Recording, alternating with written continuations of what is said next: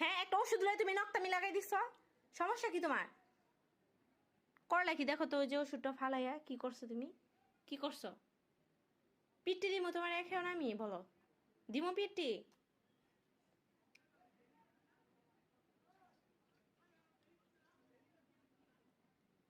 বললেই খালি কথায় কথায় রাগ করো।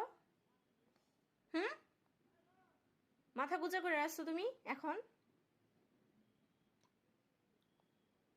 বকা দিলে সবসময় মেয়েটা এরকমই করবে, আর রাগ করে মাথাটা গুজা করে রাখবে, কোনো কিছুই বলবে না, চুপ করে থাকবে আর আমার সামনে দাঁড়িয়ে থাকবে, মুখটাকে ফুলিয়ে রাখবে, কথাই বলবে না, একটুও কথা বলবে না। অবশেষে মেয়েটা ওষুধটা তো খেলো। অনেক মজা। হ্যাঁ, ওষুধটা খেয়ে দেখো, খুব মজা মাম্মা।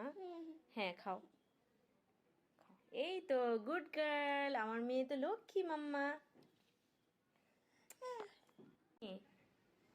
খাইছো ওষুধ? ওষুধ মজা? এখন খেয়ে এই যে খাইছো, এখন তুমি টেস্টটা বুঝতে পারতেছো। তখন খাও নাই, তুমি কি টেস্ট বুঝতে পারতেছিলা?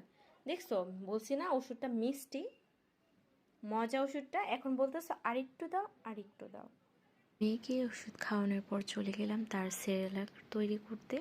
তো সেরেলাক বানাতে বানাতে তার কতগুলো পেন ভিজা রয়েছে, সেগুলো চুলোর পাড়ে দিলাম শুকোতে। তীব্র ঠান্ডার মধ্যে কোথাও কোনো জায়গা নেই ভিজা জামা কাপড় রোদ দেওয়ার বা তাহলে পরবে কি? এত সব যদি ভিজা থাকে তাহলে তো মেয়েটা কোনো কিছুই পরতে পারবে না, আর সব ভিজে থাকবে। এই জন্য শুকাচ্ছিলাম। আবার ঠান্ডার মধ্যে ফল নিয়ে এসেছিল, কেটে রেখেছি, আমি খাবো না, সে খাবে। আর এখানে আবার দেখলাম দুইজন মহিলা বাহিরে মাঠের মধ্যে অনেক বড় একটা মাছ করতেছিল, বড় একটা সাইজের মাছ করতেছিল, দেখতে পাচ্ছেন আপনারা।